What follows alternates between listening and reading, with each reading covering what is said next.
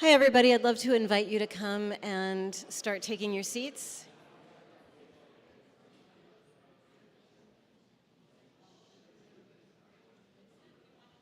I know this could turn into an all-day schmooze fest.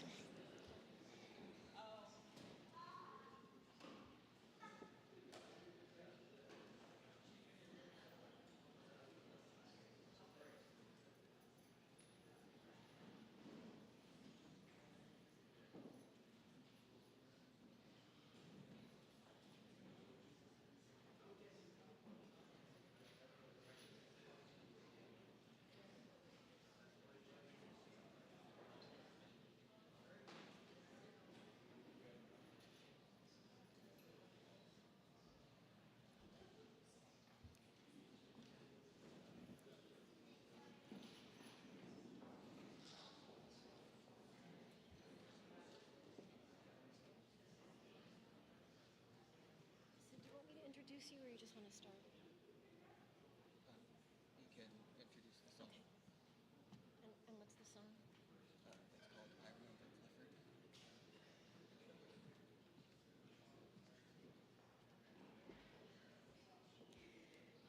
Welcome, everybody. We're going to begin with a song called I Remember Clifford from Dean Sun Sid.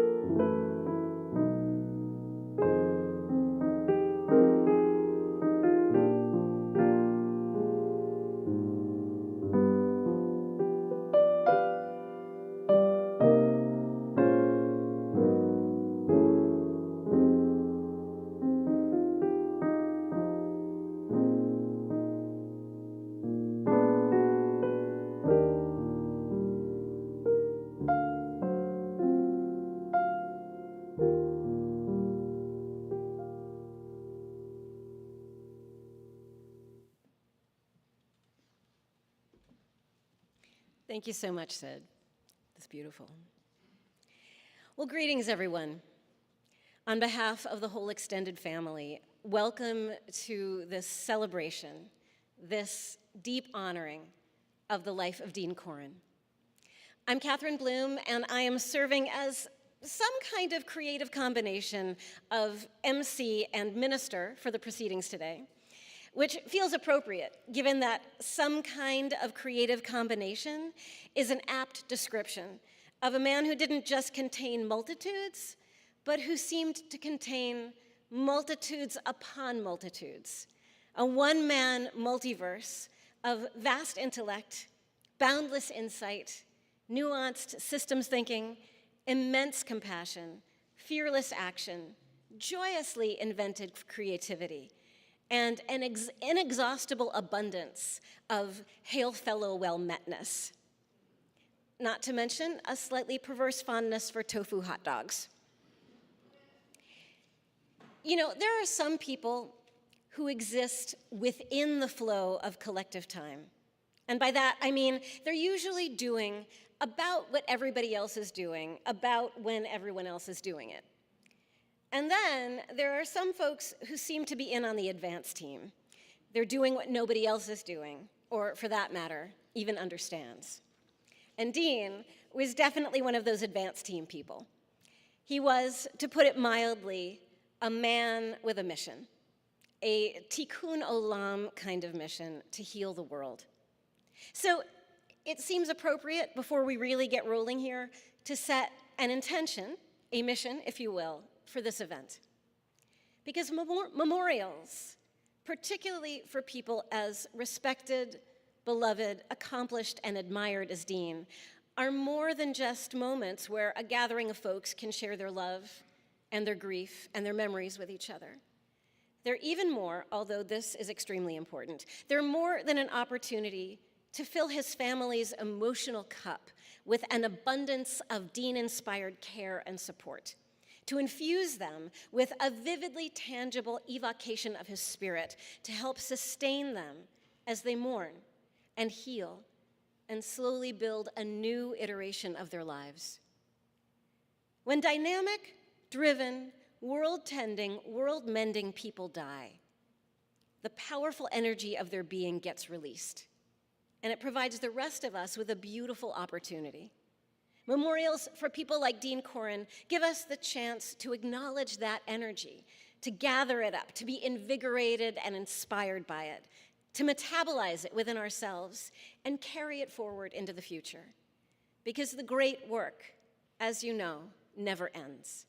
The torch just keeps getting passed along.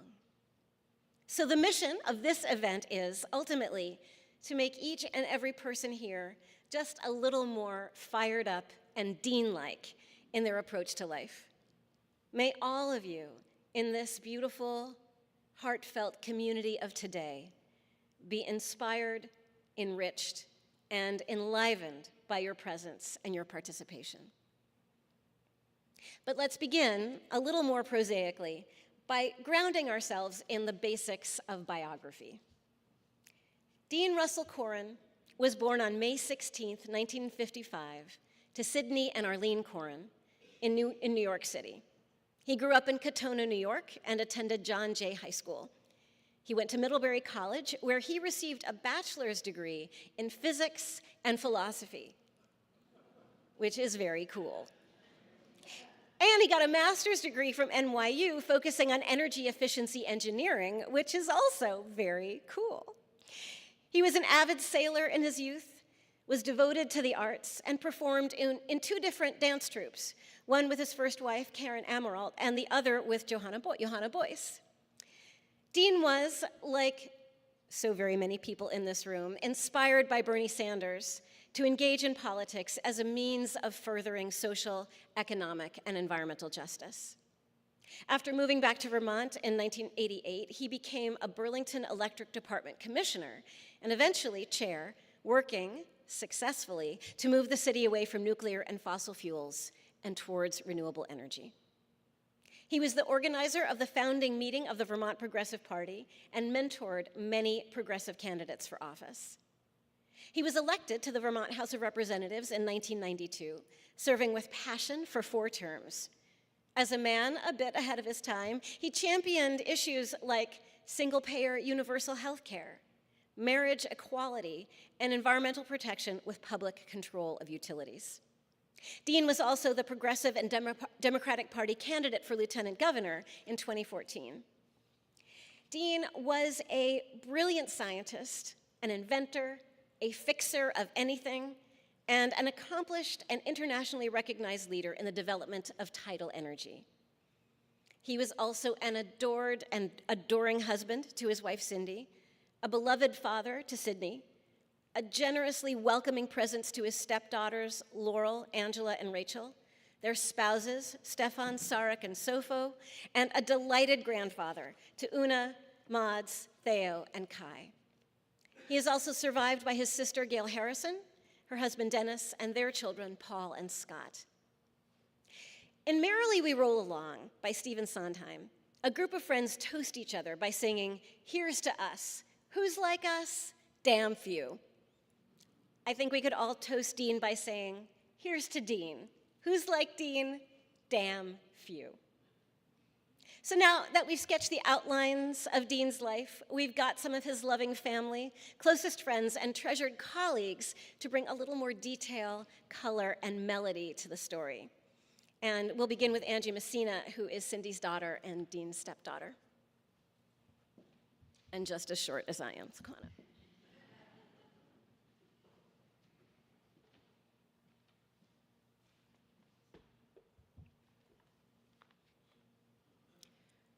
Good morning, everyone. On behalf of my family, thank you all for coming today to remember Dean and celebrate his incredible life. Dean was my stepfather and stepfather to my 2 sisters, Laurel and Rachel. He met my mom nearly 20 years ago when Rachel and I were still in high school and Laurel was in her last years of college. Dean was a fixture in our lives for virtually the entirety of our adulthood so far. He was present for so many of our biggest milestones: graduations, boyfriends, ex-boyfriends, cross-country moves, and eventually our marriages and children. Dean was there through it all, for countless family vacations, Thanksgivings, trips home, visits to New York City, and family Skype calls. My family were perhaps the last people on earth still using Skype. Most of all, Dean was there for my mom. I can't imagine a better partner for her. He was steadying and grounding, someone she could lean on. He brought so much love and happiness into her life, and she did the same for him. They balanced each other, took care of each other, and built an amazing life and home together here in Burlington. Dean accomplished some incredible things in his life. He was an inventor with multiple patents, including for an alternative energy system. He was a founding member of Vermont's Progressive Party and was ahead of his time when it came to causes like same-sex marriage and universal health care. Dean studied philosophy and science and had a deep appreciation for art, literature, dance, and music. He was one of the smartest people I knew, maybe the smartest. But there are others here today who worked alongside Dean who can speak to those sides of him better than I can. For me, it's the little things, the modest deeds and small moments where I feel the pain of his absence the most. How he always made sure there was a pot of coffee brewing in the morning, the sight of orange slices sitting on the cutting board in the kitchen, the sound of NPR blaring from every stereo in the house, including from the basement, the bathroom, and the garage. Dean calling out good morning to us as we pass by his office at the start of each day. I think about the way Dean was always tinkering on some home improvement project. There was almost nothing that Dean couldn't rig up, whether it was a heated towel rack, custom storage shelves that fit just so into the stairwell, or my personal favorite, the anti-squirrel device he built, which at the touch of a button blew a blast of air onto any offending squirrel that raided his bird feeder. And if that didn't work, he also had an old-fashioned slingshot and bucket of rocks ready to go on the porch. Dean really didn't like squirrels. Dean was our resident handyman. If you needed something fixed, the waffle iron, a stool with a loose leg, the dishwasher, Dean was your man. Being back in Vermont this past week, in the home that he and my mom poured so much love and energy into renovating together, it's hard not to feel his imprint on almost every surface and to be reminded of him in every corner of the house. Dean did so much for all of us. He could always be depended on. When the pandemic began in March 2020, things changed almost overnight in New York City. With schools and public playgrounds shut down, 2 young kids and full-time jobs, things became increasingly desperate for my older sister Laurel and her husband Stefan. Luckily, Dean happened to be in New Jersey for work, his last work trip before the pandemic shut everything down, and so instead of heading straight back to Vermont, he drove into Brooklyn to rescue them. You can imagine the mountain of luggage, the car seats, toys, and kids' bicycles that they somehow crammed into my mom and Dean's small hatchback. Every nook and cranny occupied, and even some things tied haphazardly to the roof. Together, they made the 6-hour drive from New York to Vermont, not knowing for how long they'd be there. They ended up spending 2 full months with my mom and Dean, all 6 of them, doing their best to work, attend virtual school, cook, clean, and stay sane under the extreme circumstances of 2020. To fill the time, Dean and Stefan designed a treehouse for Una and Mads. And despite having very different architectural tastes and very strong and sometimes conflicting opinions, they managed to build it and to keep their relationship intact. Dean spent countless hours with Una and Mads, helping them learn in a makeshift classroom set up in the dining room, constructing robots and mobiles out of recycled building materials found around the house, and throwing dance parties in the living room. This wasn't an easy time. It was stressful and tense and hectic, but still, Dean and my mom didn't think twice about welcoming them into their home for as long as they needed. Dean was always so generous. In fact, this wasn't the first time Dean had welcomed one of us kids into his home. He'd done it twice before with me, first when I was a college student taking summer classes at UVM and needed a place to stay, and again right after college when I wasn't sure yet where life would take me.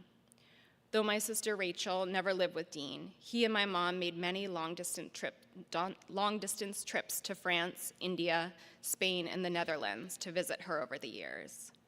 Just recently, Rachel, her husband Sofo, and their 1-year-old son Theo made a big move from Amsterdam to the US and are staying with my mom in Burlington while they figure out their next steps. I know without a doubt that just like before, Dean would have gladly hosted once again and would have relished the time spent with all 3 of them. Some of my happiest memories from the past decade are my and my husband Sarik's annual trips home to Burlington to visit my mom and Dean each summer. The 4 of us would spend a week enjoying the beauty of Vermont, hiking, biking, kayaking, and swimming down at the lake. We'd stop by breweries and vineyards and local farm stands.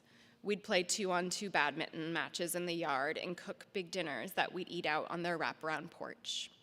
Sid would usually stop by at least once to have dinner with us and play music with Sarik. Sid on the piano, Sarik playing guitar, the 2 of them talking music all evening. Dean loved to sit and listen, chiming into the conversation, and now and then calling out to request a song from Sid.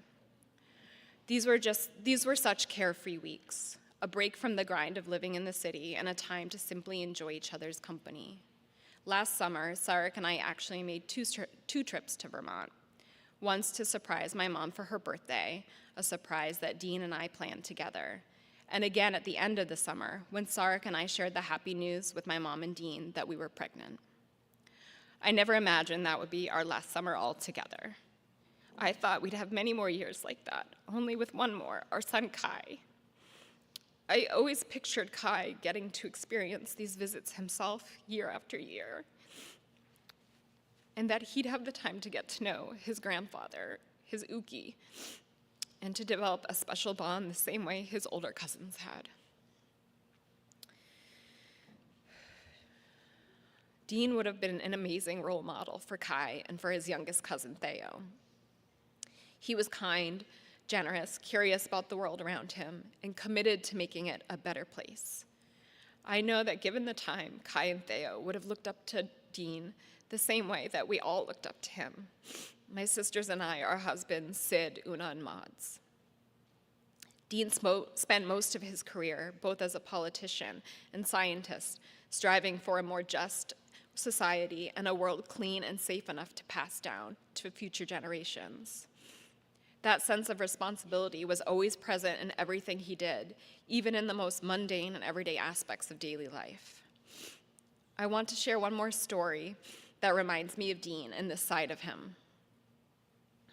I mentioned earlier that I lived with Dean for a summer during college. This was before my mom had moved in with him, when the house, and especially the kitchen, looked very different than it does today.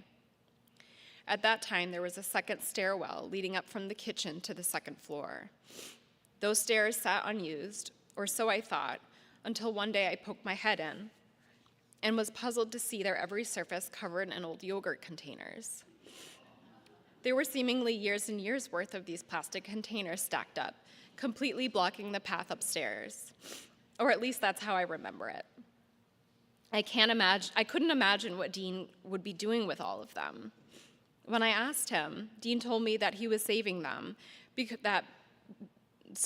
because while the city of Burlington did not yet accept plastic number 5 at their recycling facilities, there was no reason they couldn't one day be recycled. He couldn't bear to throw those perfectly recyclable articles in the trash, so instead he collected them month after month and patiently waited for the day Burlington would finally get with the program. This was just the type of person Dean was.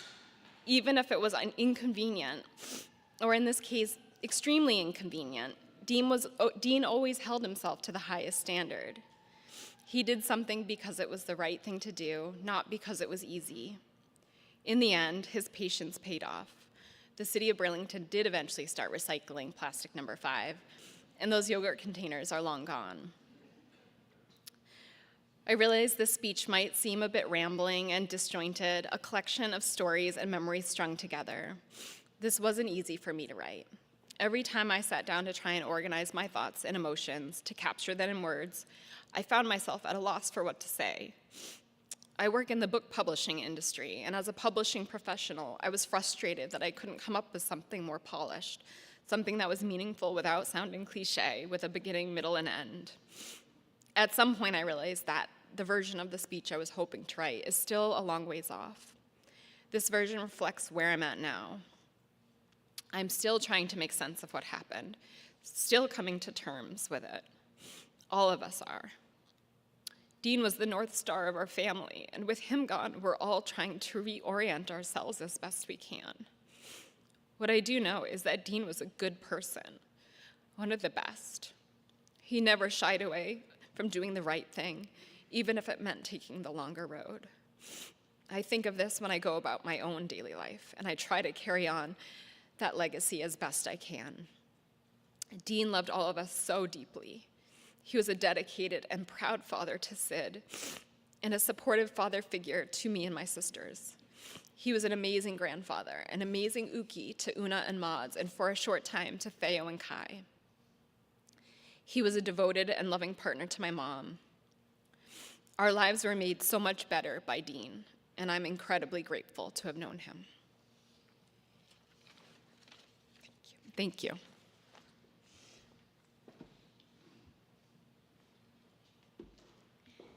Thank you, Angie. Well, while there may be damn few like Dean, there are also damn few like Dean's lifelong friend, Terry Baricius. Terry, come grace us with your presence.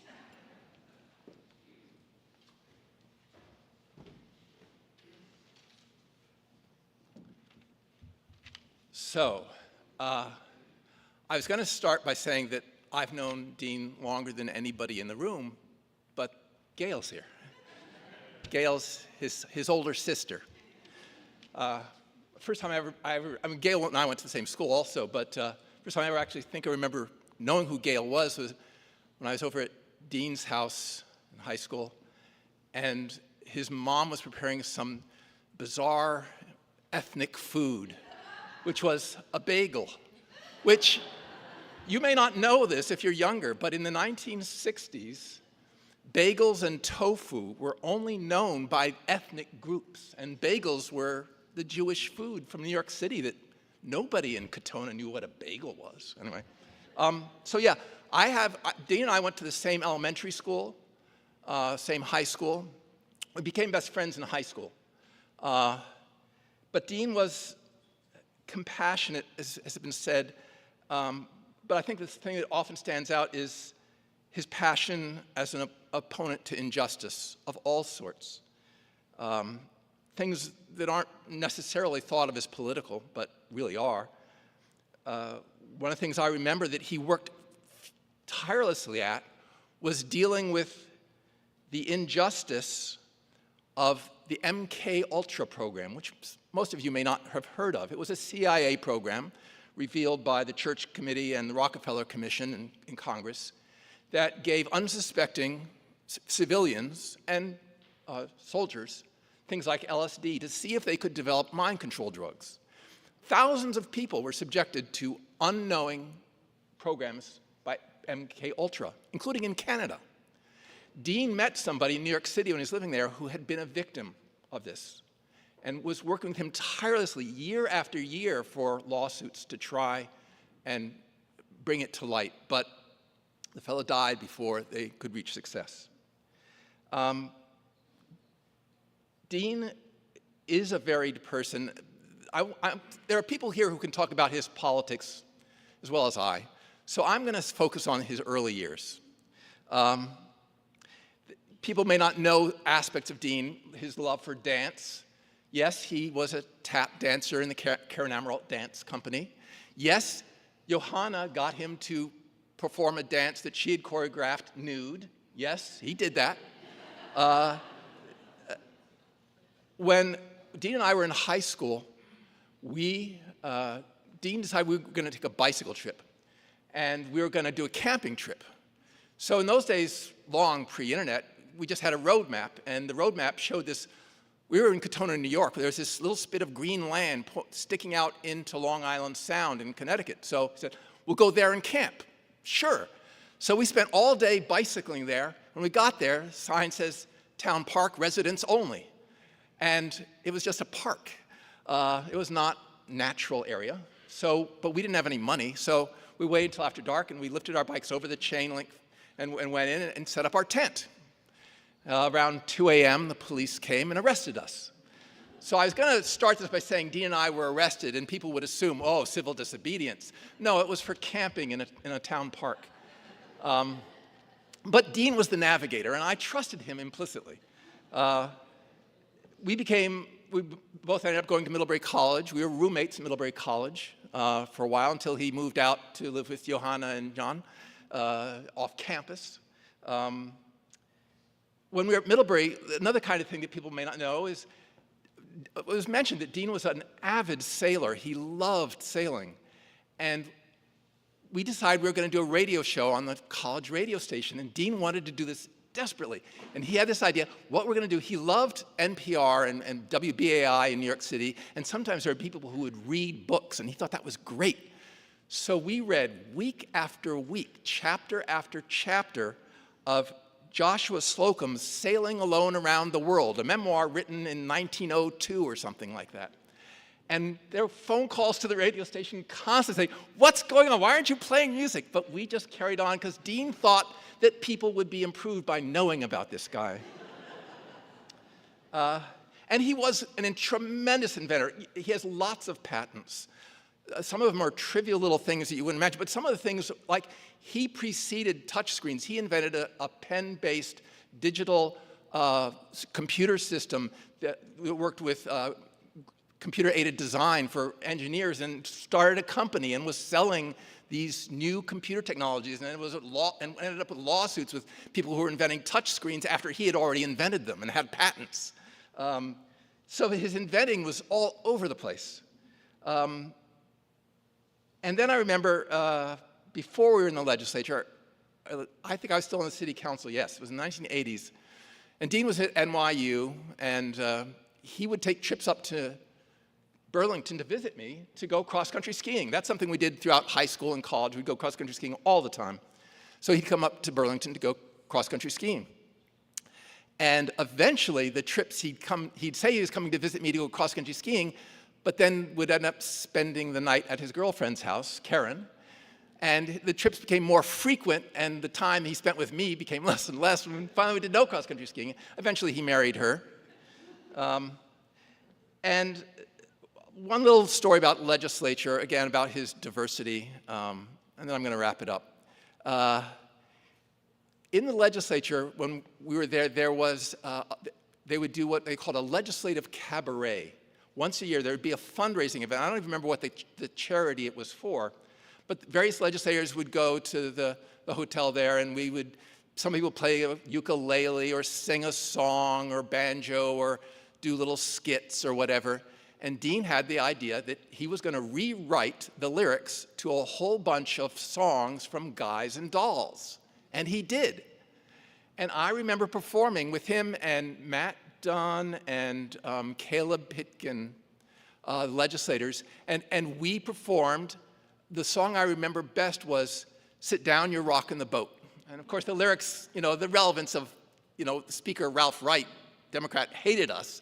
And the lyrics made reference to the speaker said, sit down, you're rocking the boat. And that was to us. And, well, Dean's musical abilities were entertaining. And his brilliance is unquestionable. In fact, I would say categorically, Dean is the most brilliant person I've met in my life ever, by far. I think the thing that Dean was most proud of, his greatest accomplishment, wasn't any of the legislation we worked on. It was his son, Sidney. That was the thing that inspired him most of all, building a world for Sidney. And Sidney inherited a lot of Dean's brilliance, but his musical ability was like an order of magnitude greater than Dean's. And I'm very happy that Sid's here with us. And I know this is really hard for Sid, but I just want to acknowledge that that was the connection. Before Dean got divorced from Corren, before he met Cindy, it was about Sidney. And I believe it was to his entire life. And eventually, and I'll just skip over the legislative work, Dean met Cindy and fell in love, madly in love, with not just Cindy, but her entire family. And I know how hard it is for them. I think I'm just going to stop there because I'm starting to cry. Thank you.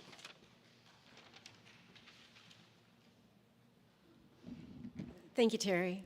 I see there's some folks standing in the back, and this is still going to go on for a while, so if you want to sit, let people know where there's chairs. That would be a socially just and Dean-appropriate thing to do. Come, sit. This is always about building community, right? Now we've got Angie's husband, Sarek, who's got Dean's guitar and is going to play an original song, and he'll tell you all about it.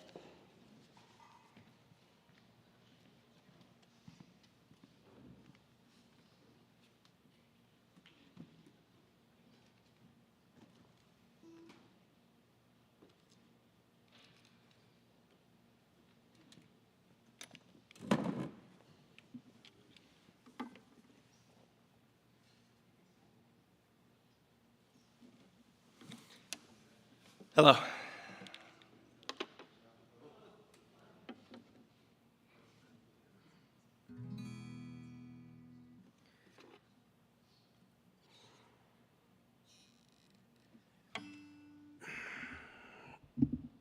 So my name is Sarek, and I'm married to Angie. I first met Dean and Cindy exactly 10 years ago to this weekend. It was October 2013. Angie and I drove up from New York City. We just started dating, and she wanted me to come home to Vermont to meet her family and see the foliage.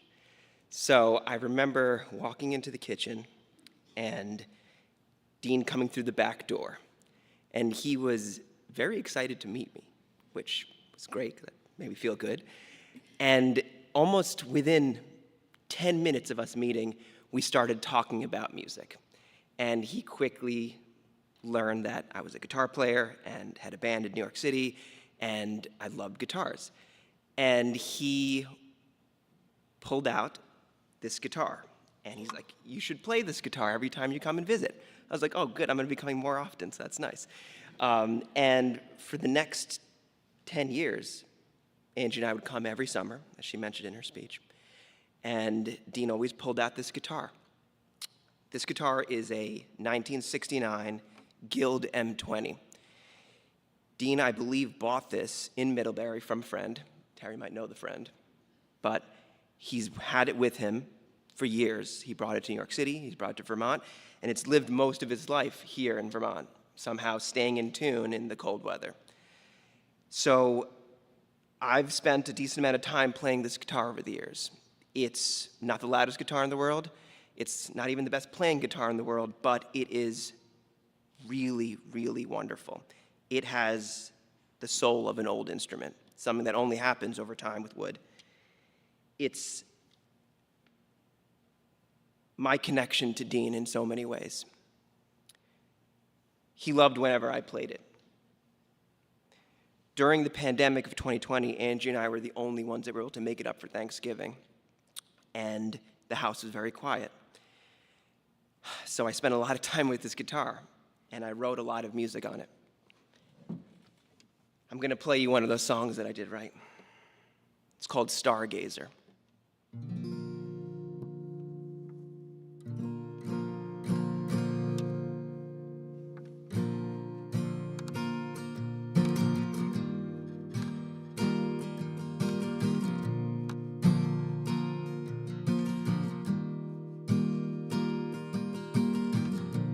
Alone in the night, weary from the flights, you traveled the worlds, searching for the rays, a drifter's delight,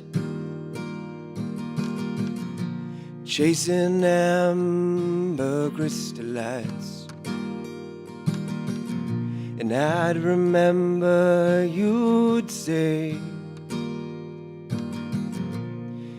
it's all gonna be okay.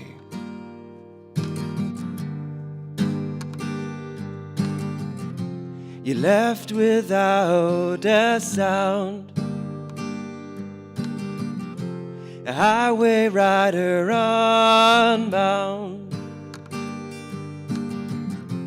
racing until you found the perfect dream. Lights, stargazer, what have you found? Night chaser, are we home now? Stargazer, what have you found? Night chaser, are we home now? Are we home now?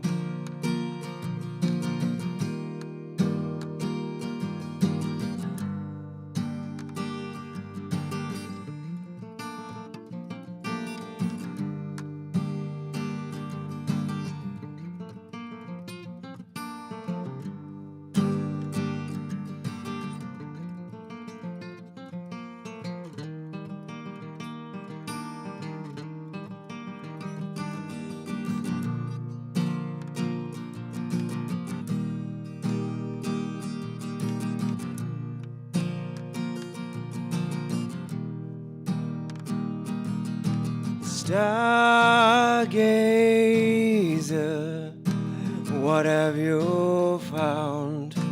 Night chaser, Are we home now? Stargazer, what have you found?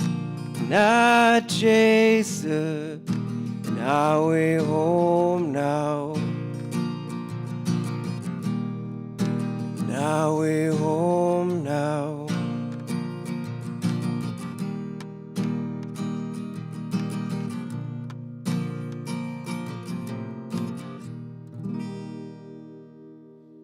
Thank you very much.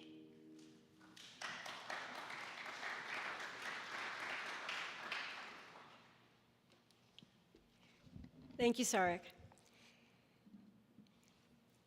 You know, it's difficult for any thinking, feeling, conscious human being these days to work up any really strong, deep-seated political crushes.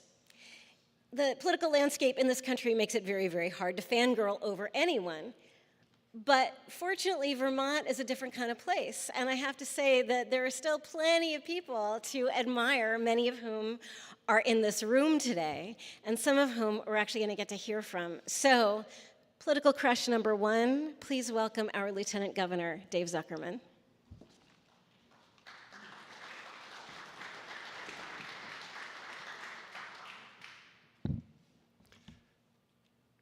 I need these to see you, so now I can't see you anymore. I'm David Zuckerman. Thank you. Cindy, thank you for asking me to speak today. I'm honored. I know none of us want to be here under these circumstances, and I'm sure this is even more true for you. I'm sorry. I've already ad-libbed a little here, but as I sat listening to Angie, Terry, and Sarek, I was thinking about how much more I'm learning about Dean, and with that, how even more amazing he was. The breadth of stories and experiences are a joy to hear, and so I want to thank each of you here, everyone, for having the stories and moments that you have. It's those stories and moments that are going to keep Dean alive for all of us. Dean was the person who asked me to run for office.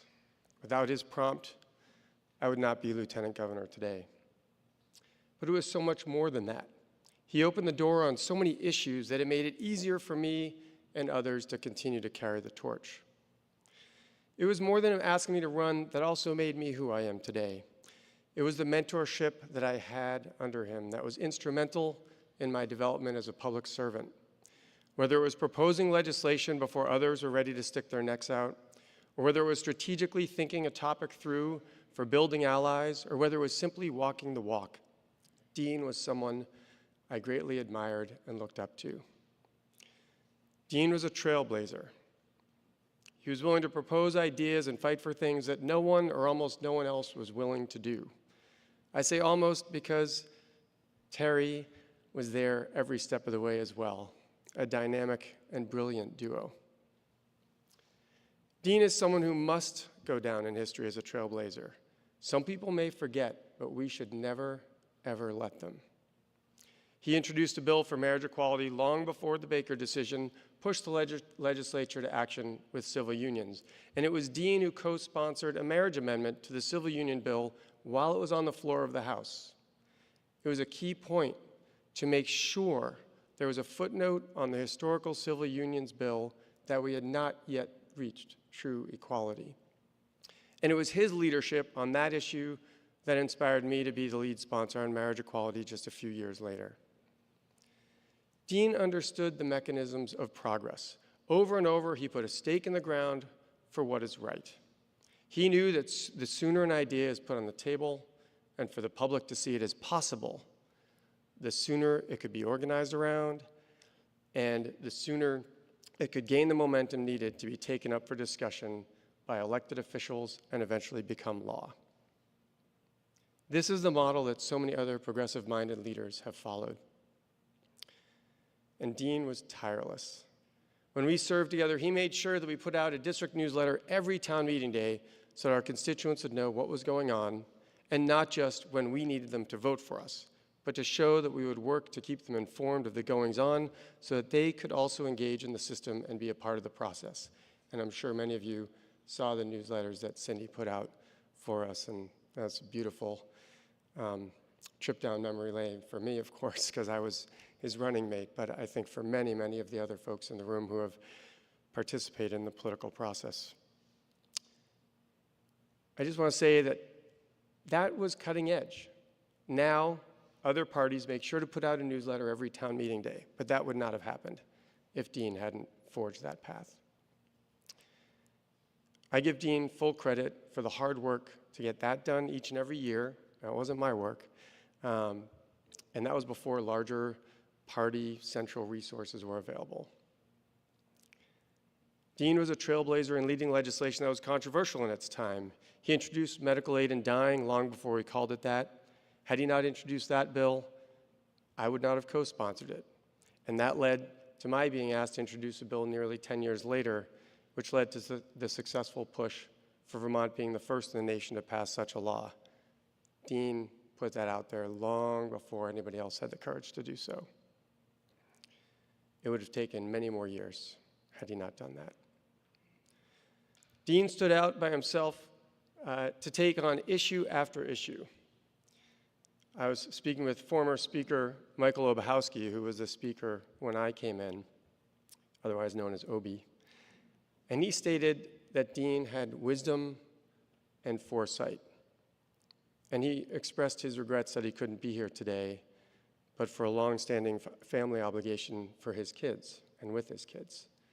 And I'm sure after the earlier speeches, you would all agree that Dean would appreciate that as a reason to not be able to be here. But some of the issues that I think Dean would be most proud of would be fighting for universal health care, fighting for consumer protections with the topic of opt-in and opt-out, pushing for renewable energy, and fighting global warming, and of course his nearly single-handed fight against utility deregulation while serving on the Commerce Committee. You might not think about that much, but it's impacted you and others across the country. For instance, today we're all automatically opted into information, sharing in a way that we could never have imagined back then. But Dean was fighting against it because he saw what unbridled information sharing would do for the commercialization of our private lives. I think we can all attest that that's well beyond where it should be. He was so right. Today, we're still fighting climate change and experiencing climate change more than we did 20 years ago, and he was so ahead of the curve on this issue, not just politically, but with his inventions. Utility deregulation, it's not the most exciting and titillating topic to most, but Dean knew that it was essential that Vermont tackle it, and he applied his remarkable intellect to the puzzle. In the 1990s, there was a national push to fully privatize yet another sector of our society. The trend hit Vermont, but Dean was a one-man force of nature. He enlisted the cooperation of Speaker Obi and Rep. Tom Costello, who I think might be here today, and others, to make sure the deregulation bill would never pass the House. And years later, as we saw the collapse of Enron, the fires caused by PG&E in California, and the energy challenges in Texas, we can be deeply thankful for the bold vision and tireless work that did Dean on behalf of all of us to thwart the deregulation and ensuing consequences that happen in these other places. But along with policy boldness, I want to take a last moment to talk about Dean as a person. He was so deeply dedicated to bettering the community for all of us. The energy he put into canvassing the neighborhood and then the UVM dorms was insurmountable. And after knocking on doors for hours, we would get back to his and Karen's and Sid's house near midnight and then work on campaign literature until all hours. He was so proud of how little water he used to wash the dishes or how little trash they would make in a week. And this was 30 years ago, as Angie spoke of course. He was an inventor interested in saving and conserving energy, as well as producing energy in truly long-term sustainable ways. I saw the magazine out there again with the water power from the tides. I remember him showing me sketches of air exchangers he was trying to invent that would conserve the heat in the house while drawing in fresh air and exchanging air using recycled cans, soda cans and bottles, maybe even yogurt containers, as part of the exchanger. Again, way ahead of his time. He found humor and smiled and laughed, even when the short-sighted political naysayers were bullying him to no end. I doubt he drew energy from his opponents, but he most certainly didn't show his exhaustion. That fortitude against the negative energy can be seen most clearly in his willingness to run for lieutenant governor so that he could further push the envelope in changing the political system and taking on bold issues. His strength must never be forgotten. Again, I would not be where I am without his helping push the envelope open in so many ways. And finally, I want to express that he was so deeply committed to family. He loved Sid so very much, and I know in these past many years, he was so very devoted to Cindy. And I know that he would never have wished this pain on anyone, especially Cindy, Sydney, Karen, Terry, Kate, and so many of the other family members here today. Thank you, Dean, for all you did for all of us. We miss you.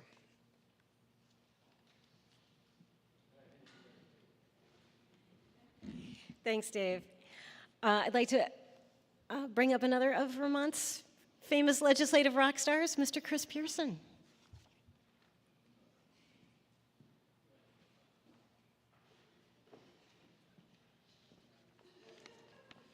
There aren't many rooms where that's how politicians get introduced. So thank you, Kathy. I am Christopher Pearson. I live down the street from Dean and Cindy on Brooks Avenue. And I was appointed to the legislature, which is a good way to get there, in my opinion. And when I was appointed to the Vermont House, to the seat actually that Dean once held, he helped me get on the list of nominees to be sent to the governor. I remember this quick phone call with him. There was no fuss. We knew each other from political organizing. He quietly went about the task as he did. And I don't think I realized until looking back, but his faith in me meant a lot. Dean gave me courage. His unwavering conviction for progressive economic issues solidified my own. And then there was the personality of Dean. I always was in awe of his quirks. Do you know that his dryer could be switched to blow heat back inside the house? He described this to me once, just so casually, during the cold months, obviously. And he described this hack with enthusiasm, but also just as a typical feature. And of course, anyone would think of this. And to me, it was that combination of understated excitement and excitement. And it was what was just so fun to be around.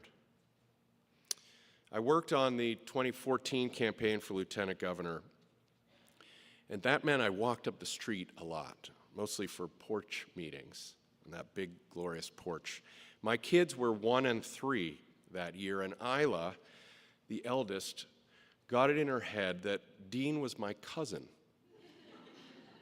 I never really understood why, but to this day, in our house, he remains Cousin Dean. I think he was just one of our peeps to my 3-year-olds. There are probably actual cousins in this room, so forgive me for trespassing on your family bond, but it does mean the world to me, Cindy, Sid, Karen, everybody, to be invited to speak. It really is an honor. I recall very clearly first meeting Dean. I was a brand new political organizer. I used to wait tables across the green. And suddenly I found myself working for Bernie's 1998 re-election. And in that role, I was tasked to going to the Burlington Progressive Coalition meeting, probably my first political meeting of a committee. And in those days, there was no statewide party, so this meeting was a big deal. That's where the brains of the operation sat around a table. There were veterans from Bernie's days in City Hall, folks from the Clavell administration currently in City Hall, and some of the first progressives elected to Montpelier.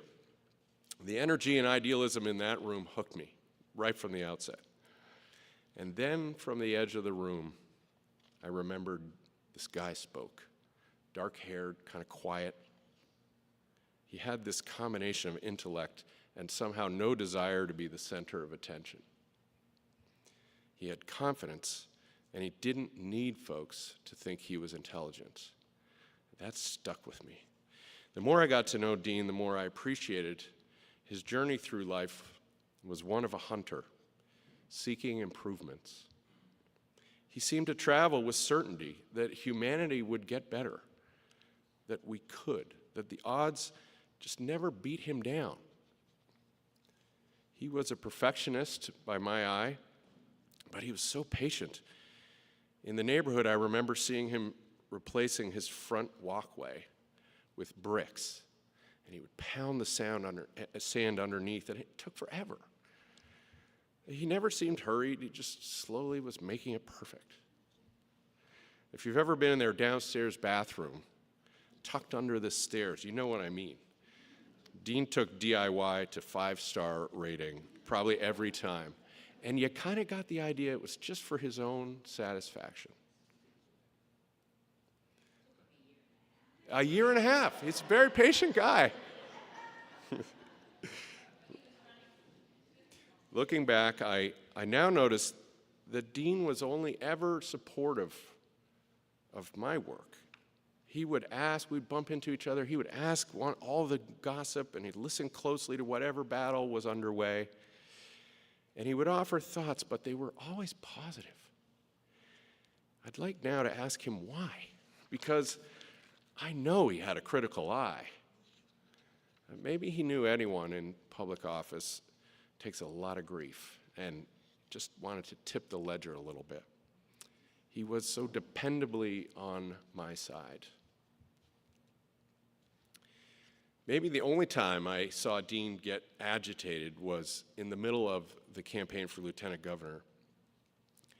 Everywhere he went across the state, Dean would hear the same thing about incumbent Phil Scott. He's a nice guy.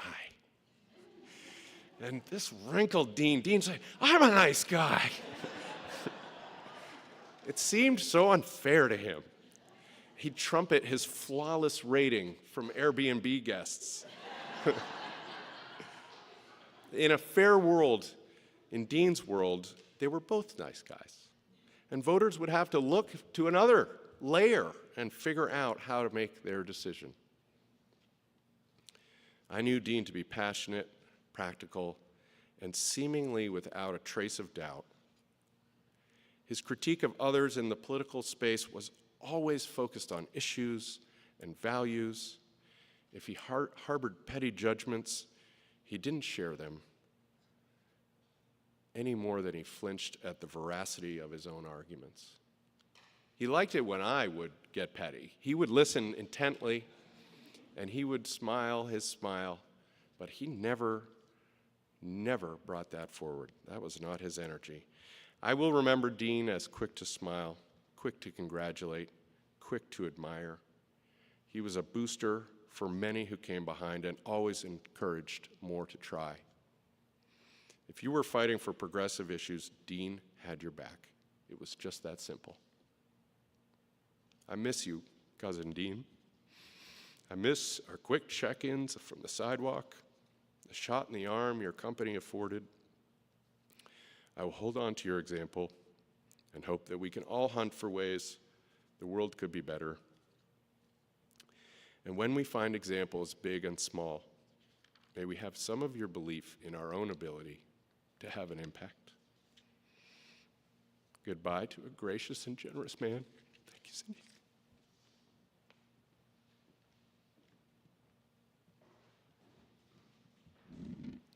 Thank you, Chris. And now we have yet another voice of forward-thinking, cool change of the world activities. We've got John Bannigan, Dean's colleague in developing tidal energy. John.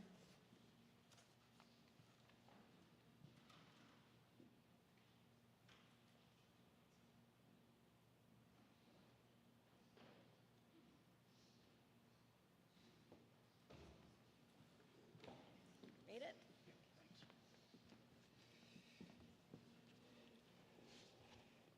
Good morning.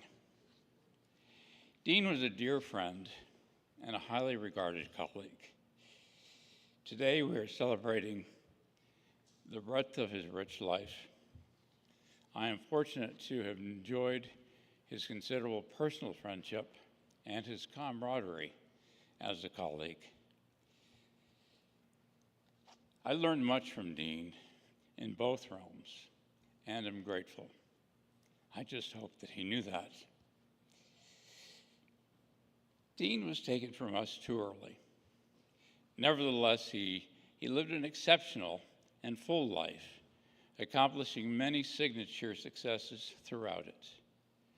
Further, everything he did was supported by conviction that motivated, principled action that guided, and ethical concern for others. Cindy has asked that I focus today on two matters, and that's Dean's industry. First, the impactful influence that Dean had on the development and commercialization of the global renewable energy industry, and second, his substantive and critical contributions to the global leadership position that was achieved by him and Verdant Power Incorporated. As a youthful, respected, early 1980s Dean Corren, he was made a member of a cutting-edge team of research associates and scientists at NYU, where he earlier earned his MS in Applied Sciences in Energy. His driving thought leadership, research, and experimentation led to breakthroughs to taking marine renewable energy, and tidal energy specifically, to a commercializable green power source. As most here today will know, marine renewable energy, or MRE, is based on the generation of electric power from naturally flowing water currents, including those of tides, rivers, and oceans. In Dean's sites, there were corollary demands related to growing electrification, decarbonization, and climate change. Dean's 20-year corporate career at Verdant Power and his continuing contributions were hugely beneficial to the emergent and global MRE industry.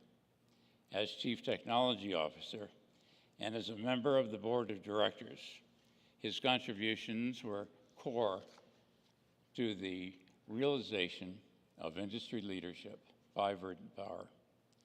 In addition to the board membership at Verdant, his membership revealed a deeply thoughtful corporate leader, with his principles of character continuing in his guiding future. His contributions were practical and invaluable to the board of directors, and his motivations were entirely responsive to shareholder interest and furtherance of Verdant's strategic objectives. Some 20 patents in the field of hydrokinetic power, also known as marine renewable energy, were granted to Dean during his career.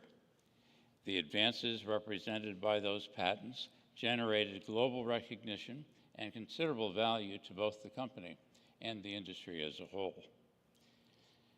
Among key concepts applied by Dean was the system-wide notion of what he called radical simplicity, which argued that to achieve competitive efficiencies, basic functionality had to be assured as compared to the bells and whistles approach often taken by competitors. This could well represent the singular greatest strength of the technology. Proof, though, of the veracity of Dean's cumulative efforts came with the independent third-party validation of Verdant's fifth generation, or Gen 5 system. It was undertaken in 2021 at the company's Roosevelt Island Tidal Energy Project site in New York City. The U.S. Department of Energy supported a year-long series of tests entailing the deployment and operation of 3 5-meter diameter turbines on a triangular platform, or called the tri-frame. And they were placed in the currents of the fast-moving East River in New York. The test results affirmed that all performance, availability, and technology readiness goals were met or exceeded targets or set records. Verdant's approach to commercialization capability and market readiness were well documented and internationally recognized accordingly. Dean impacted the lives of all who had the opportunity to know him. I'd like to share some of their thoughts as examples. First, the highly regarded chair of the UK's leading industry association allowed the Dean, and I quote, moved the whole dial of the marine renewable energy industry, particularly what he achieved at the Wright project site in New York, including the first and still only instance of third-party independent verification, represented step changes in the industry. In Dean, she found, first, a friend with unquestioned integrity. Excuse me. And second, a kindred spirit, a genuine friend across the pond. He had a passion for life, she said.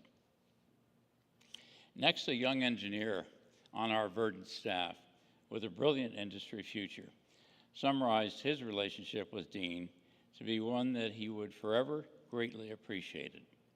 He observed that Dean absolutely wanted success and growth for each of the engineers and the corporate team as a whole. He called Dean his reliable mentor with a version of what was possible in tidal energy and, as a practical matter, knew how to get there. He admired his work ethic, the consistency of his efforts, and the overall resilience that Dean represented. He called him a dedicated man on a mission. Last, a co-founder of Verdant Power noted that Dean's pioneering leadership in the MRE technology area and his perseverance made Dean unique in industry circles. Dean was a hands-on guy who was driven by collaborative solutions. His efforts were broadly strategic. He had a framework for industry and regulatory cooperation underlying an optimized launch of the industry. He was an effective and early force in bringing standards to the industry. He positioned the company for worldwide technology leadership. Again, Dean was taken from us too early. There remained much to be done in life. There are numerous ways to at least contribute to achieving some of these unfulfilled dreams.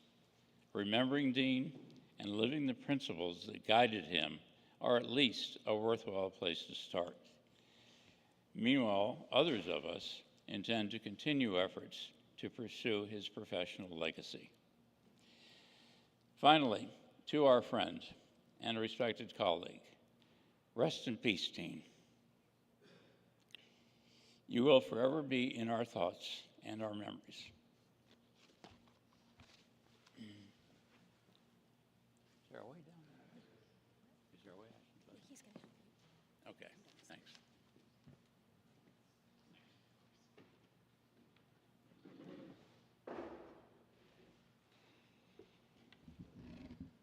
Thank you, John.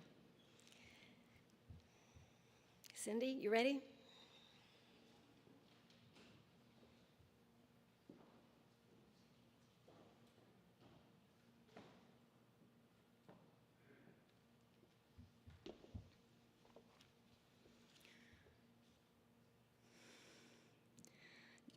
Thank you for coming to honor Dean.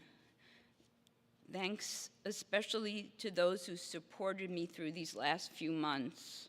Without him, my children, who have literally been my constant companions and support since that first awful evening, those folks who helped in many practical ways, my neighbors looking out for me, and friends and family who checked in on me. And grandchildren of all ages can be very therapeutic. Dean and I had our first date 20 years ago and have had a committed relationship from almost the moment we met. I had security with Dean that I hadn't experienced before.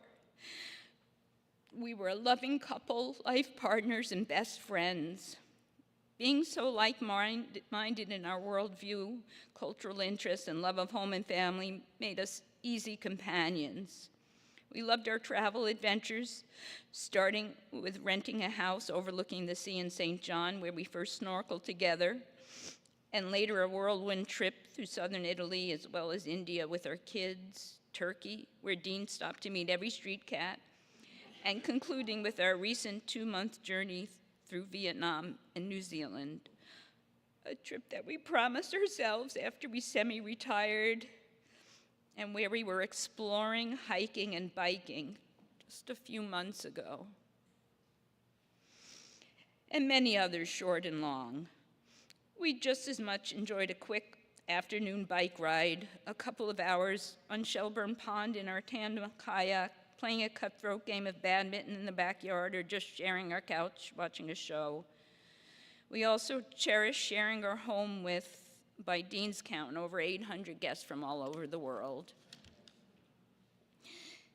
Dean, few who are watching, I think. Dean was loved and admired widely. He touched us with his sense of justice and unwavering advocacy for social and economic equity, his lifelong commitment to the environment, his persistent work on bringing tidal energy to market, which will somehow go on without him. He represented his Burlington district for the state for many years and loved and missed his work and colleagues in the legislature. I'm proud of the many bills and amendments he introduced, including his attempt in 2000, as Dave mentioned, to amend the marriage statutes to include all couples with regard to gender.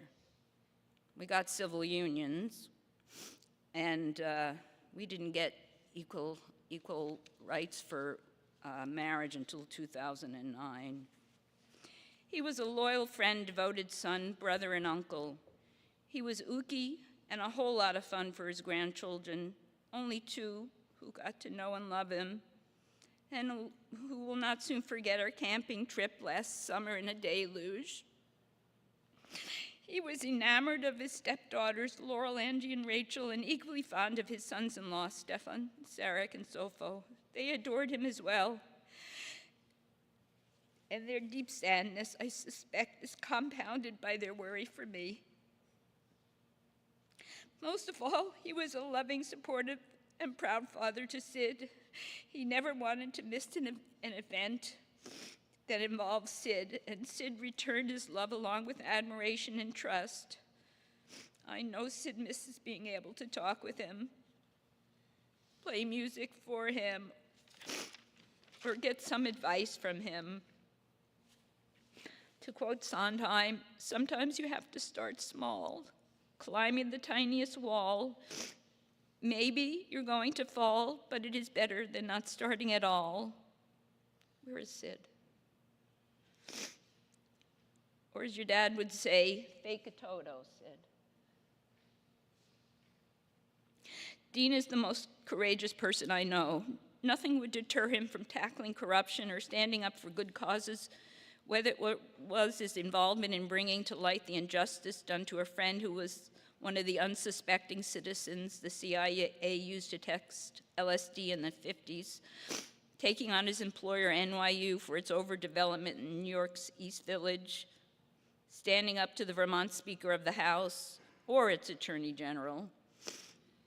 He ran as a progressive Democrat in 2014 for lieutenant governor with public financing, one of the most honest campaigns, but still paid the price for that and never stopped fighting that fight. But that's a long story. John Franco knows it well.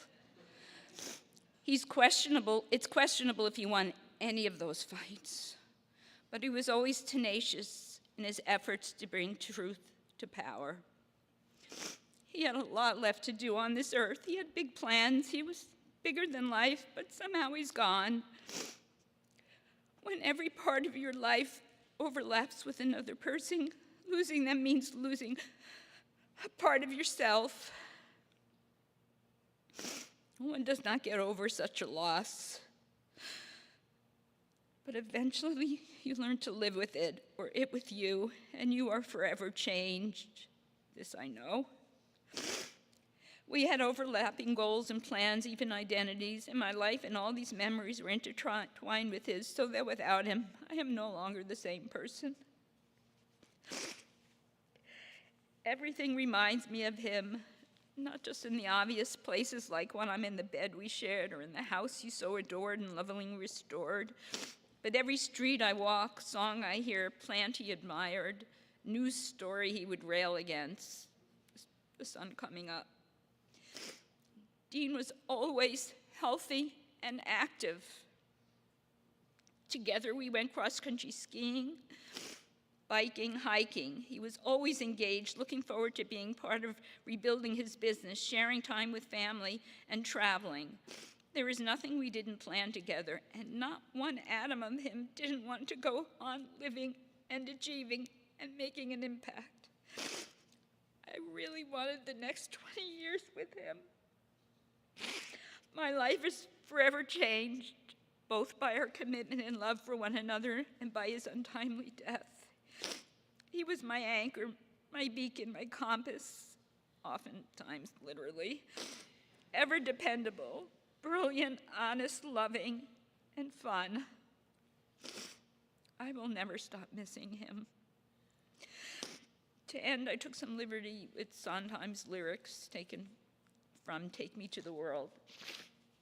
I have seen the world with clouds. You took me to the world, out where we could push through crowds. You took me to the world, a world that smiles with streets instead of aisles, where I walked for miles and miles with you. You took me to the world that's real, showed me how it's done, taught me how to laugh, to feel, moved me to the sun. We have seen the world come true. We had the world. I was not afraid with you. I wish you were still here with me. I love you. We were happy here. I wish it was still a world with you. Stay with me. The world was better with you. I know. I've seen them both. Do you want the world? Well, then you shall have the world. Somewhere. Ask me for the world again. I wish I could give you the world. A world of skies that's bursting with surprise. To open up your eyes for joy. You shall have the world to keep. Such a lovely world you'll weep. We shall have the world forever for our own. Not a day goes by, not a blessed day. You will always be somewhere, part of my life. But I wish you were still here to hold my hand. Thank you.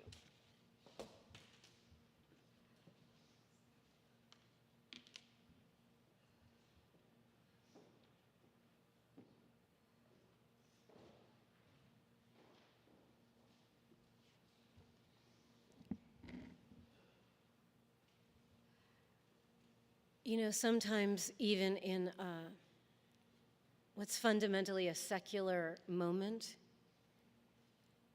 you still have moments that are holy. And Cindy, your grief is holy. And fortunately, to honor that and honor all our grief, we have Bobby Dagger, Nomi London, and Jeannie Levitan with a Kaddish.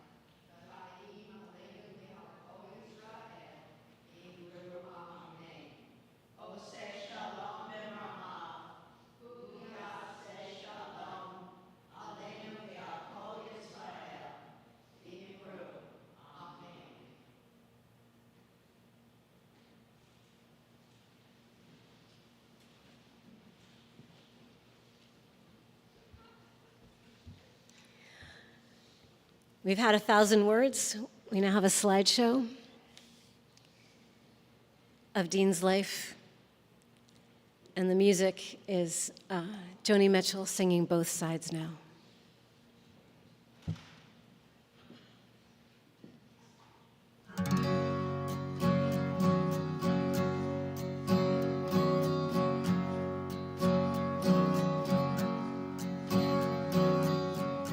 Rows and flows of angel hair and ice cream castles in the air and feather canyons everywhere. I've looked at clouds that way, but now they only block the sun. They rain and snow on everyone. So many things I would have done, but clouds got in my way. I've looked at clouds from both sides now, from up and down, and still somehow it's cloud illusions I recall. I really don't know clouds at all.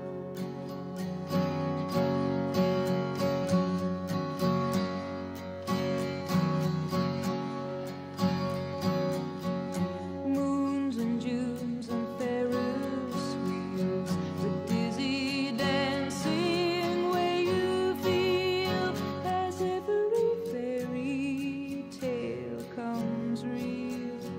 I've looked at love that way, but now it's just another show. You leave 'em laughing when you go, and if you care, don't let them know. Don't give yourself away. I've looked at love from both sides now, from give and take, and still somehow it's love's illusions I recall. I really don't know love at all.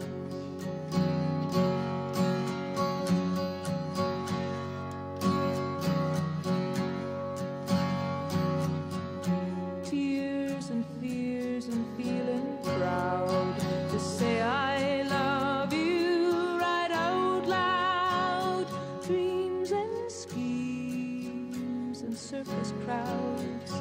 I've looked at life that way, but now old friends are acting strange. They shake their heads, they say I've changed. Well, something's lost, but something's gained in living every day. I've looked at life from both sides now, from win and lose, and still somehow it's life's illusions I recall. I really don't know life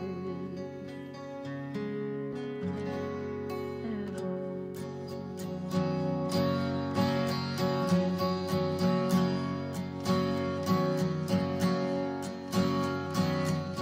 I've looked at life from both sides now, from up and down, and still somehow it's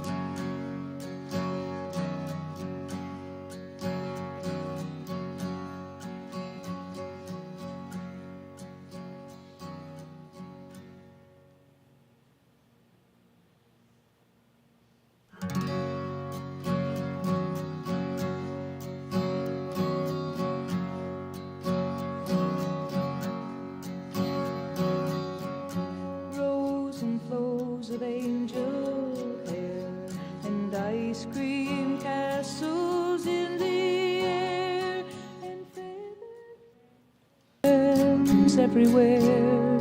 It's your turn now. I've looked at clouds We've got about 20 minutes because we're trying to have a normal-sized event here.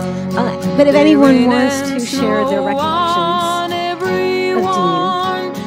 Dean, please feel free. I would have done, but clouds got in my way. Hi, my name is Stan Hills, and I didn't I've know looked Dean at as well as a lot of clouds the from other both speakers. sides By the time I got to know from up and down. it was a great time. Still I was just thinking that the song it's Both Sides Now doesn't really illusion. do justice to Dean, I because recall Dean would look at I something from 45 really different sides. don't I mean, know you know, two sides. He was just way too multidimensional for that.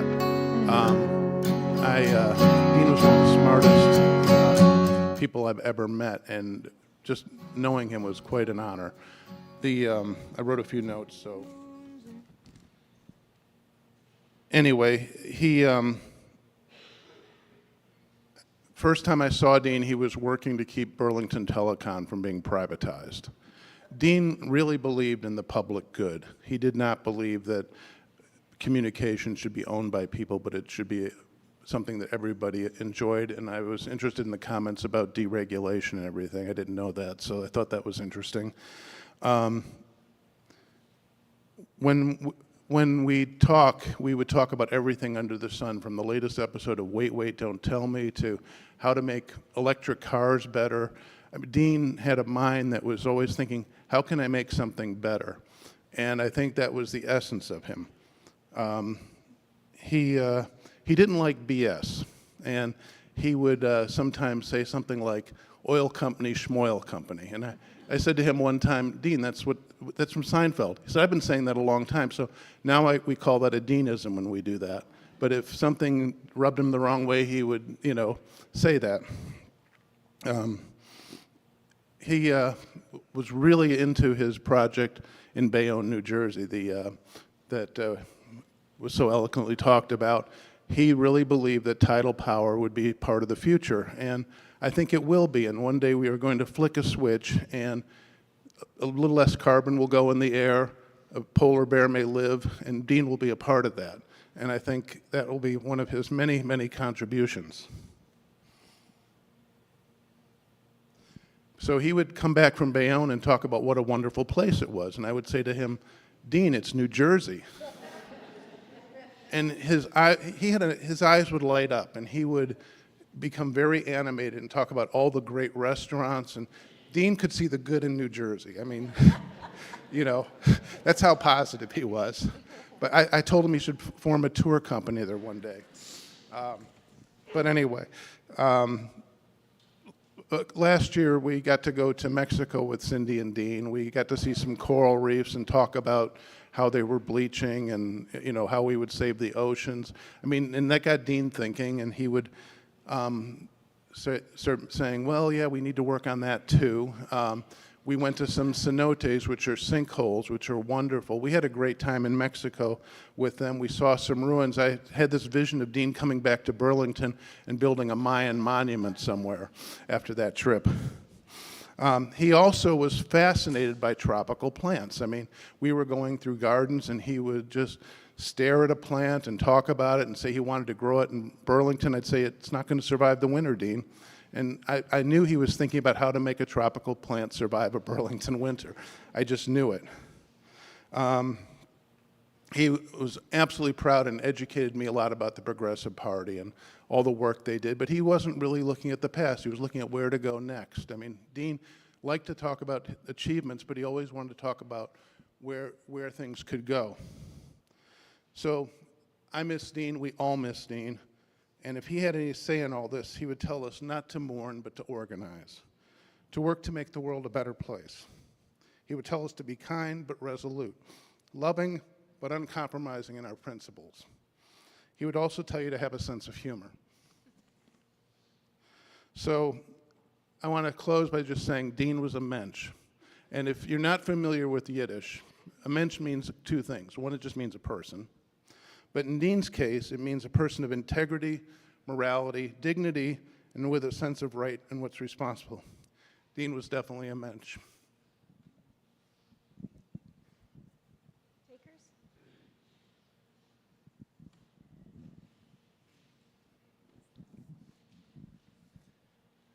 Hello, everyone.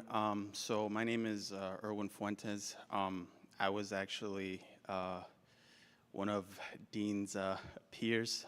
Dean was actually my mentor at Verdant Power, and I was able to, within the short 3 years that I was able to be at Verdant Power, I got to know Dean, and I just kind of wanted to read a little bit of a piece that I wrote about him. Dean to me was one of the most brilliant scientists and engineers I have ever met, while equally, if not more important, being one of the most down-to-earth people I've ever had the honor to be around. At first meeting Dean, he had the typical engineer-scientist look on him, wearing a flannel shirt tucked into his blue jeans with Merrell boots on, and a set of classical glasses, a typical engineer's look, showing a breadth of experience. This was further emphasized by the ThinkPad laptop and the very extravagant mouse he pulled out on his first visit to the control room soon after we started. And let's not forget his Windows operating setup on his computer, which was very interesting to say the least. Boy, were those signs of a true scientist. Yet little did I know it would be a start to a relationship that I would forever greatly appreciate. Once I started getting to know Dean, I quickly realized that he was more than just a smart scientist and engineer. Dean was a person with charisma. He was a man that could relate to you in so many ways, both on a personal and professional level. He was a person that cared about our growth and wanted success for each of us in the team. And with each time that I spent with Dean, I grew more and more comfortable with him and would often forget that he was actually my boss and our company CTO. Dean was also a very hard worker. Like many of us, Dean would work very long hours each day to try to make our Roosevelt Island tidal energy project a success. Think of countless ways on how to solve certain issues. There were weeks where he would drive all the way down to Bayonne, New Jersey from Burlington, Vermont, work with us on the turbines, and then drive all the way back to Vermont to do it all again the next week. I was both admired and shocked by his work ethic, his consistency in his effort, and his overall resilience. And on the days he would spend time with us after a long day's work in New Jersey, Dean was always great to relax and hang out with. His favorite actor, Gene Hackman, one of his favorite foods, pulpo, as we would mention in Spanish, or octopus. Favorite restaurant in Bayonne, San Vito's with their Bayonne clam chowder. Getting to know Dean was a wonderful experience in and of itself, and it was great being able to hang out with him, my former colleague Leighton, Jermaine, and Shane. Anyways, thank you.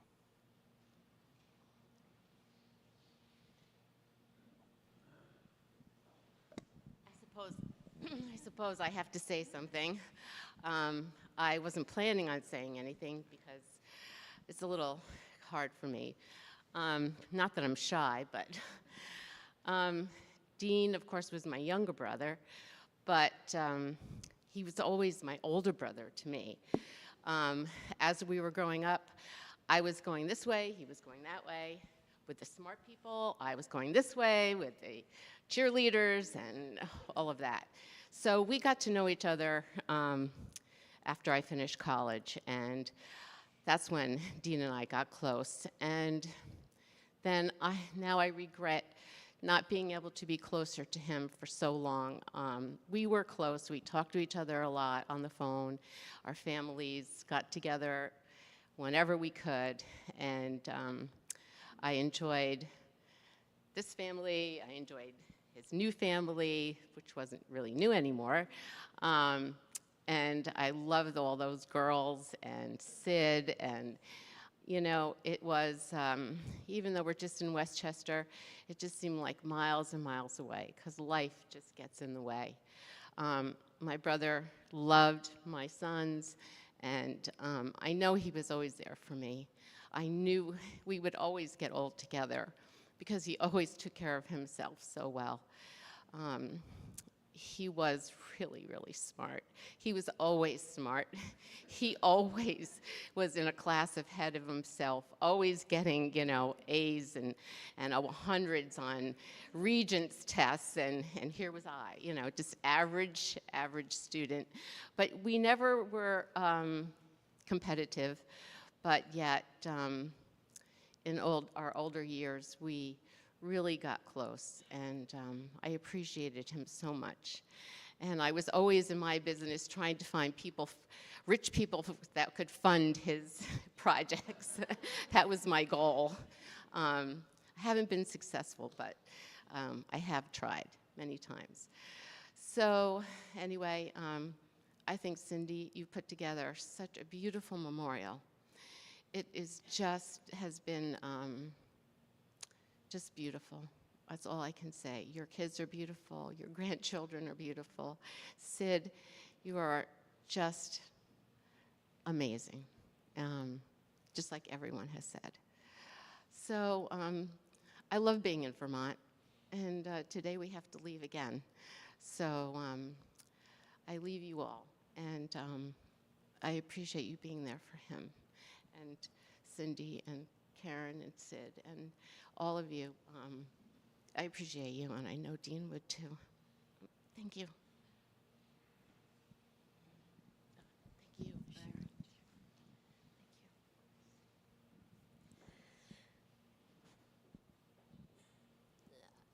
I need my glasses for this.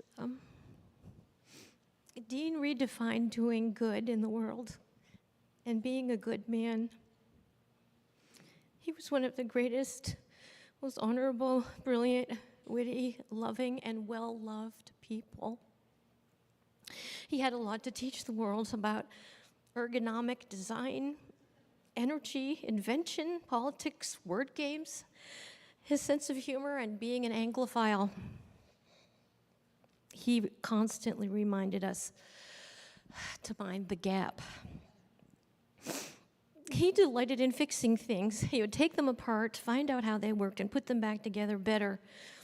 At his family's frame shop, in the kitchen, underwater, in a Montpelier. He always said, don't complain about the government and the people involved. Run for office yourself and redefine it. There can be good, caring, smart people that you like and admire in our government. He was one of the good guys we won't forget. He was in love with Cindy and her family. He delighted in being a dad and a granddad, and he signed all his correspondence to Sid as Yelp, capital Y, capital E, capital LP, the way his father has always signed off for him. Your ever-loving dad. Way to go, Dean.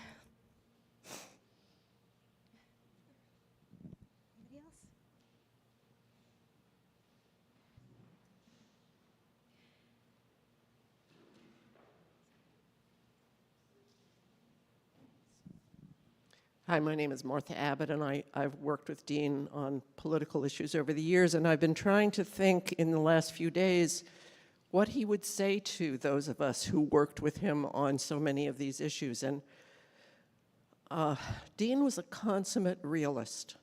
He would not sugarcoat anything. He would tell you exactly, in great detail, how bad things are.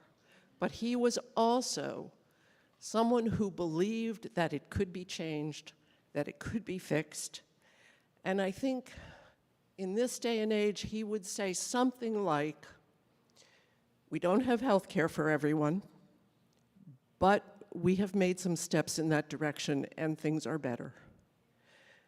We don't have livable wages for everyone, but we've made some steps in that direction and things are better.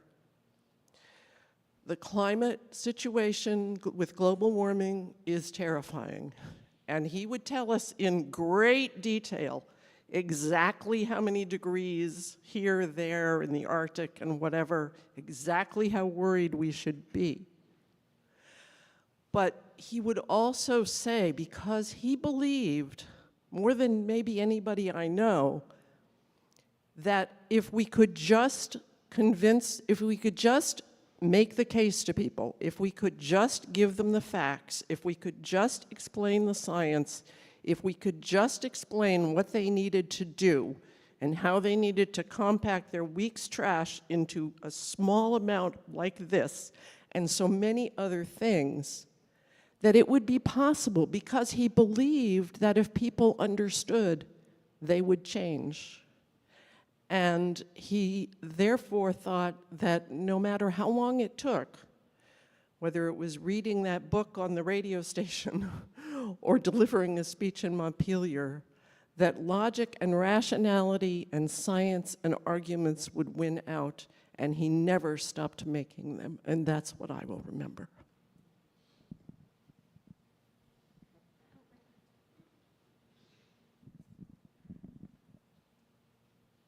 I'm Tommy Costello, and I'm very happy to be in Burlington always, because I know that when I'm charged with a crime, I'll be in a home court for me up the street at Costello Courthouse. I was in the legislature at a time when we had Lenin and Trotsky there. Their real names, of course, were Berishis and Corren, and they were, that was true. And it was quite a challenge for Democrats to deal with them. And so after the Ralph Wright era, when little Polish boy from Bellows Falls took over and was speaker, and he decided some rookie from Brattleboro be the chair of a committee, took me aside, he said, I want you to take Corren. He says, why me? So let's just keep an eye on him, watch him, and don't let him do anything foolish, and listen to him. So he says, okay. So I took him in the committee and go along okay, seemed like a fine young man, and all of a sudden, I see these Indians coming over the hill, all over the hill, Enron. First of all, Governor, one of your guys, Dean, and then the Attorney General, one of your guys, Sorrell, then the Republican Party, then the Democratic Party, and everybody wants to have deregulation. So I says, Obi, they want deregulate. We got everybody against it. He said, well, you just, that's whatever, just listen to Dean. So Dean says, we're not doing it. I said, okay. So I go back to Obi, he says, it's just horrific. Everybody's against us here. We haven't got a prayer.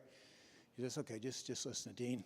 So Dean, of course, took him on. It's one man against this army of every possible thing, and raising his voice, getting excited, and I'm just watching this happen, but they're coming after us, and it looks like it's near the end here, and we're about ready to go down. So I go back to Obi. I said, Obi, this is like David against Goliath. And he says, who won that one?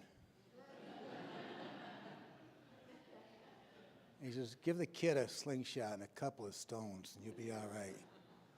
And I did, and all by himself. He did that. And a lot of stuff that Lenin and Trotsky did, it went nowhere. But this here was a monumental victory for the people of the state of Vermont. And he did it all by himself. And I'm just very glad to be a part of it and to have known such an extraordinary gentleman. Thank you very much, Cindy.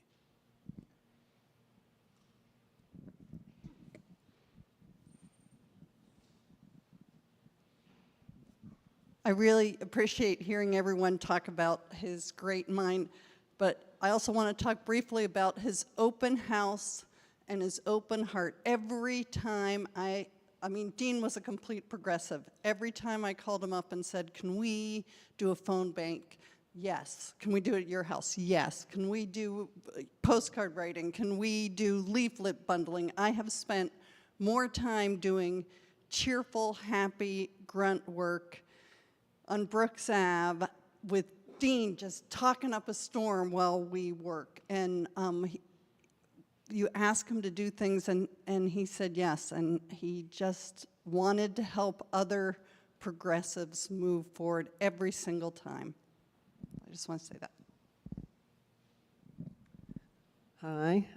I actually am the next door neighbor to the house where you did all these meetings. So I just want to remember that there was always a lot going on next door.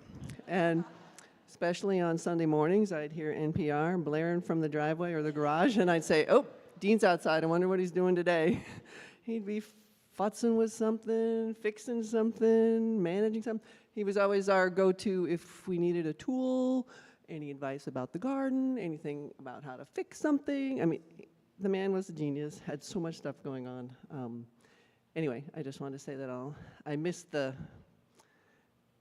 noise, even though at the time I was like, oh, there's noise outside. But you know what? It's a good noise, and I appreciated that. Anybody else? Hi, I'm Deb Richter. I met Dean. He was one of the first people I met when I moved here with my family to try to get single payer in Vermont. And I thought, well, how long could that take? And I actually had made bets with people that we'd get it done in 5 years, 300,000 people, or 300,000 voters, And Dean, I met with Dean and Terry, who I think really wanted to meet with me early on to make sure I wouldn't screw it up. And they had been through it already. And all through how many years it took for us to finally get at least some legislation passed in 2010, 2011, I believe. He was the cheerleader and pushing to continue going to push for that. And I think if we were to do anything in his memory, it would be to continue to organize and push for change, for the progressive things that he stood for. I think we're all going to miss him. But I do believe, again, someone is not truly gone. If they live within us, they're still there. And it'd be good if he were here in physical form. But he's here in spirit, and the energy that he possessed is in all of us, and we can keep that going.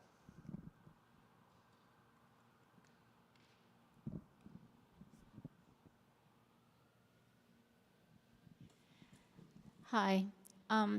When I was looking at the slideshow, it made me reflect on a time that I was the recipient of much of his talents, his publishing talents.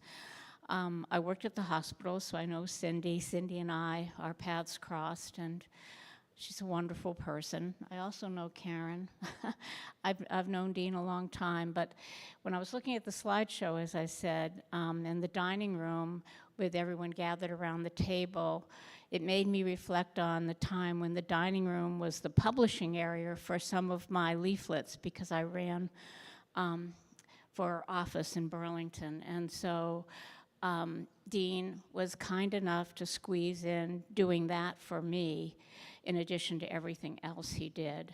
And so at the end of my term, I lost my election in 2020, but before that, my staff person, who's now on the city council, Jean Bergman, and I spent some quality time on the porch at Dean's house trying to move an item that I thought had merit and had never really got enough traction.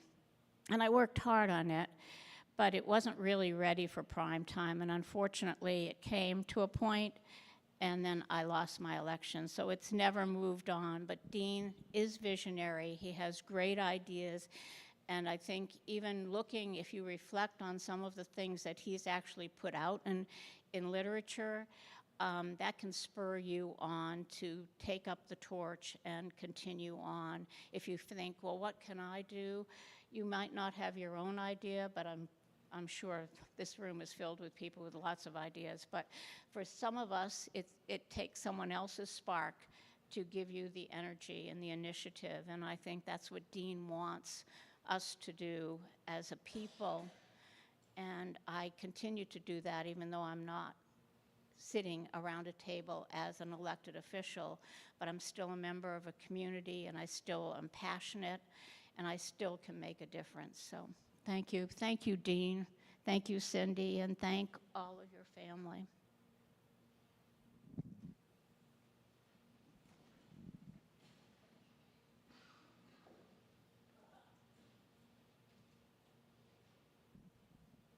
Hi, my name is Jerry Colby. I first came up here in 1984 from New York. One of the first people I learned about was Dean Corren. The second person I learned about, by the way, beside Bernie Sanders, the second person I learned about was Terry Mauritius. They had a reputation among the, and I apologize to anybody who's Democrat, but at this time they had a reputation for being known as the righteous brothers. The reason why is that they were righteous. They had integrity. Integrity. Not so easy to find these days among politicians, but they had it. And I admired that so much, especially coming from New York. You know what New York is in politics. And it taught me some things. The last time I saw Dean was in my house with Cindy. Very gracious, brilliant, but again, integrity that shone and attracted people to him. Anybody that's involved in politics should learn from that. I did. Thank you.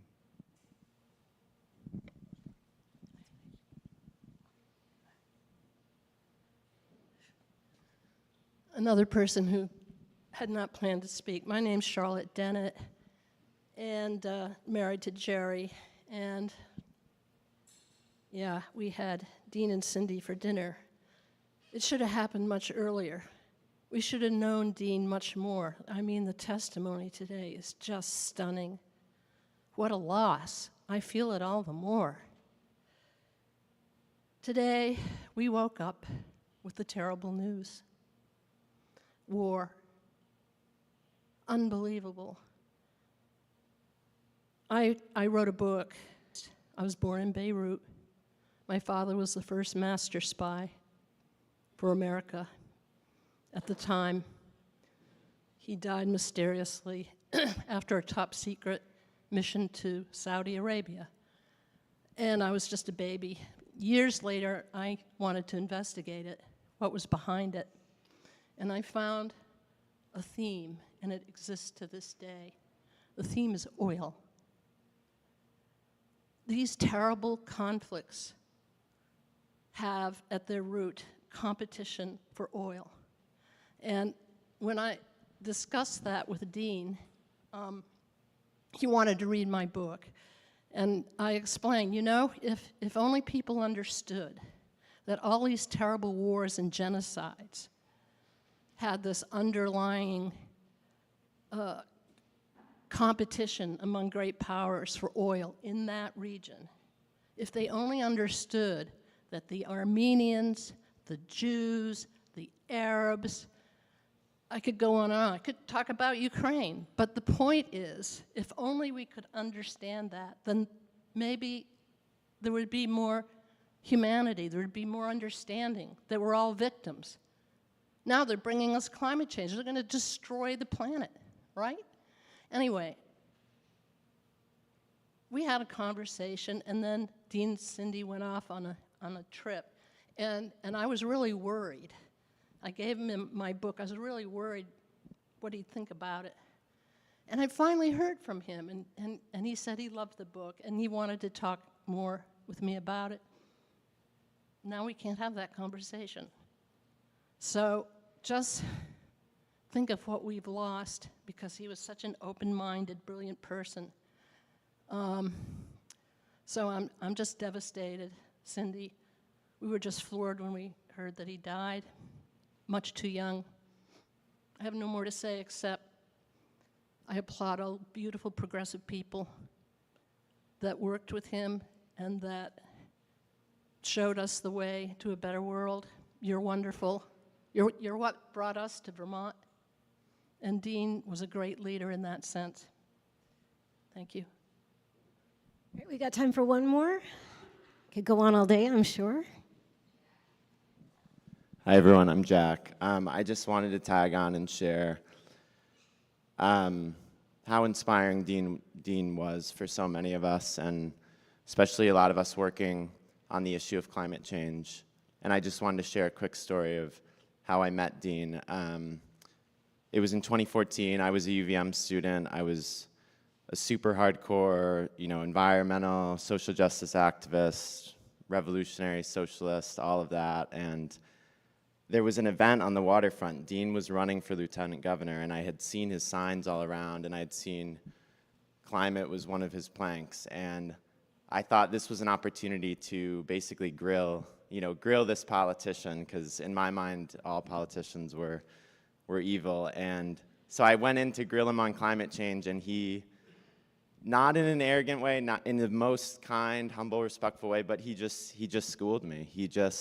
He had been working on the issue for decades before barely anyone was paying attention at all. And so seeing that and seeing someone who was actually fighting the good fight, I mean, he was the first example of that, and he was the first person that I voted for, that I felt good about, that I had met, and that I truly supported. And even up until his passing, we got to exchange some emails shortly before his passing, and he just continued to provide wisdom and inspiration and keep pushing me, and I know so many other people, to just carry on his legacy. So grateful for Dean, and I hope that we can all continue to carry on his work.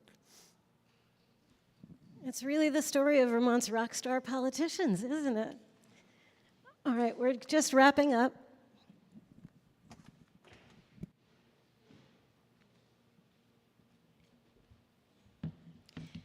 So, as we were working on this event, I really appreciated Cindy's request to sprinkle in a few Stephen Sondheim quotes, which was better for me personally than quoting Dean's other fave, Steely Dan. Sondheim makes for much better liturgy. So as we close, I want you to take a look around you, around this room, at all the folks who have been touched and moved and inspired as you've been throughout your engagement with Dean and his life, and as inspired as you've been today. And I think the closing comments, the notion that we are carrying the torch, the notion that we are all infused with his wisdom and inspiration and intellect and creativity and power and desire to make things better for others. And I think that's the great gift of the progressive perspective, is the desire to make things better for others. No one is free until we're all free. So think about the fact that everyone here has been blessed with the many gifts of Dean Corren's life, and everyone here is going to be carrying those gifts into the world with them. So if they consent to it, you might take the hand of the person next to you. Don't creep anybody out. And please repeat after me from the Book of Sondheim. Sometimes people leave you halfway through the wood. Do not let it grieve you. No one leaves for good. You are not alone. No one is alone. Thank you.